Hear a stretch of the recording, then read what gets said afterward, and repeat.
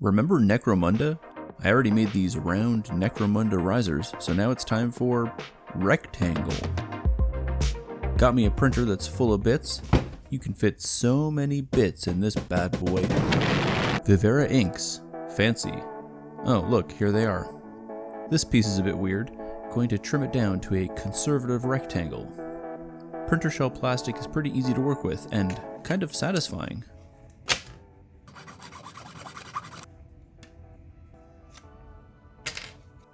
Part of the paper loader or something, I thought this looked like a walkway, and so it shall be, an elevated walkway.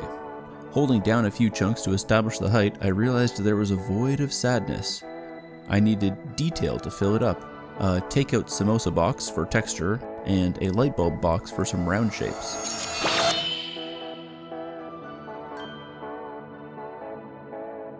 This slab is going to be somewhat in the background, but I like to give it a few layers of detail. Mid-vid Patreon credits.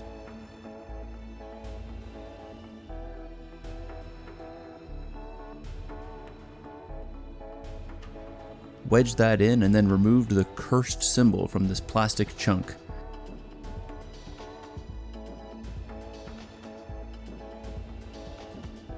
Delete and rewrite the surface using modeling paste, file it down, clear the mess using your old Metro Pass, and then glue it in place. A random printer chunk is cut down to make a random support. An IKEA bracket completes the other end. Back to the stack. Espresso machine piece, drink lid, contact lid, this spinny looking thing. Suddenly this is some kind of machine. Cram it down in there and then use this fake Mega Bloks Hasbro Lego wing to bridge the final gap.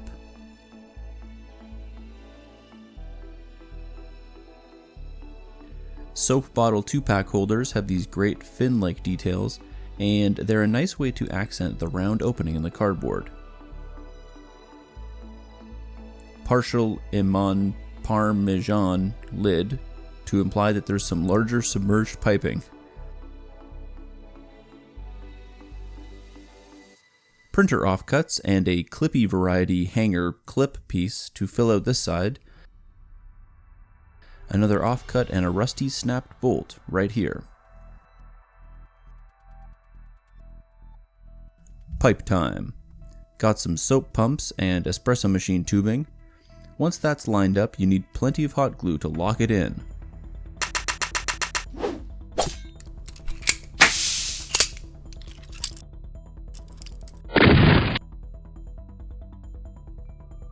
More soap pump guts, then I just go crazy and start using drinking straws, which are objectively bad. I stuff paper inside to provide a bit of compressive strength though. Soap tube straws are much hardier. I like to stack them too for a bit more detail. Oh, and this water gun piece. I don't have enough hair to use these, or do I? Anyway, tubular hair ties make great, highly flexible tubular pipes.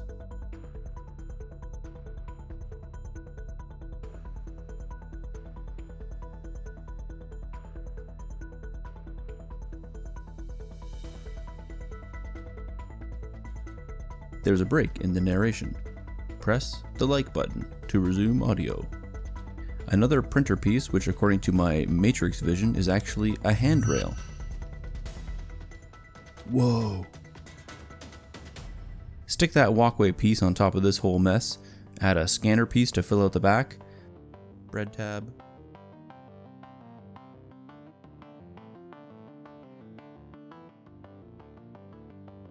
and then that handrail from a few seconds ago.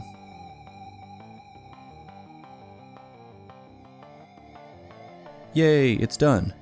No, it has gaps and needs spackle. Wait. Not yet. It's easy for me to see the little imperfections in person, but let me make this easier for you. A quick pre-spackle prime will help us identify gaps and also boring flat areas that need more detail. Or places like this. Ew, better hide that with some more tubing.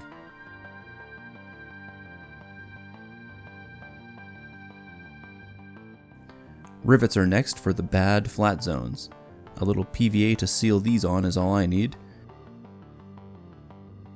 I use a mix of cast rivets and glass beads. Patreon credits.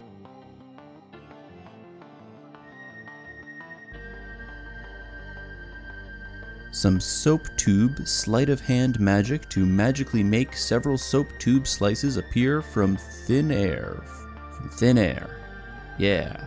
You probably saw this coming. I use these rings to add banding to pipes and tubes.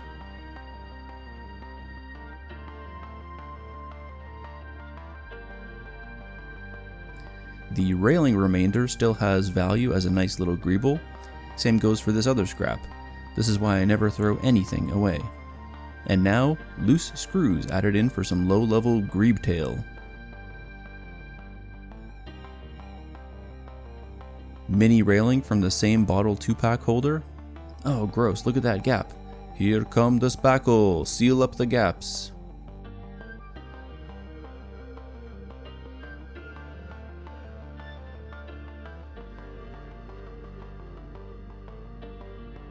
Delicious local fruits hide a secret metal panel. I'll just easily remove that, causing no damage. Hey, there's a ladder here too.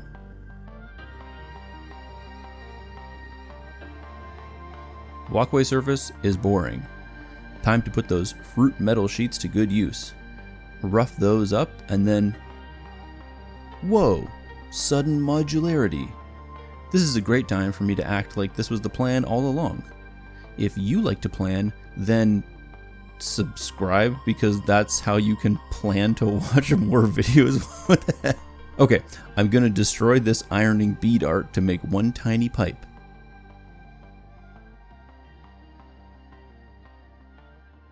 Then scatter a bit more plastic junk around the walkway and drill some stuff.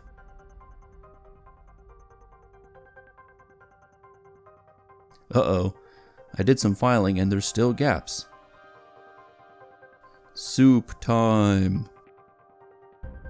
I gloop the soup goop into and upon various areas and elements.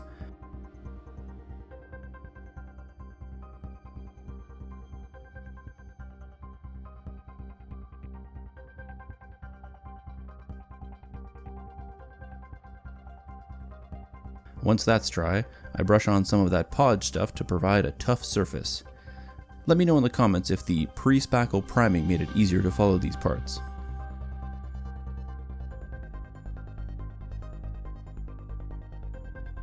Off-camera priming and highlight. Oh great, there's still gaps? Whoa, okay, hold on. I can fill those with a completely original custom rust sauce concoction.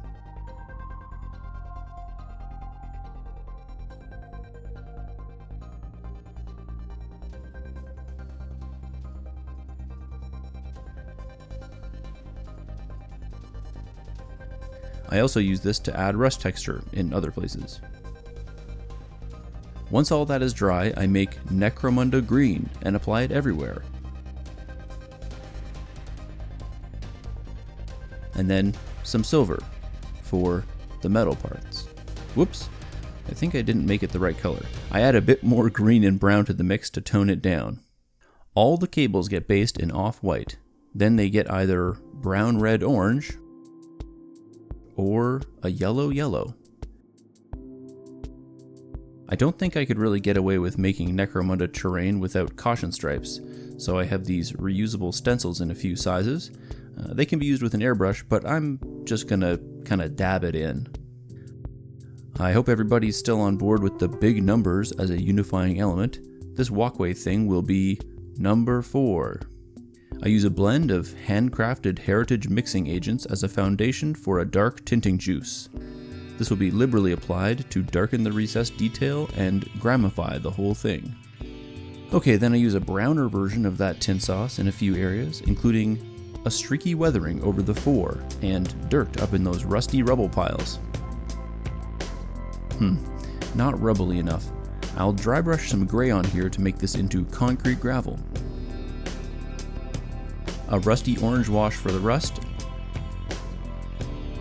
and then a return to the brown to re-dirtify the concrete rubble.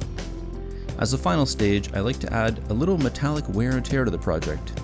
I reject the pathetic emulsions with their liquidy pigments, etc.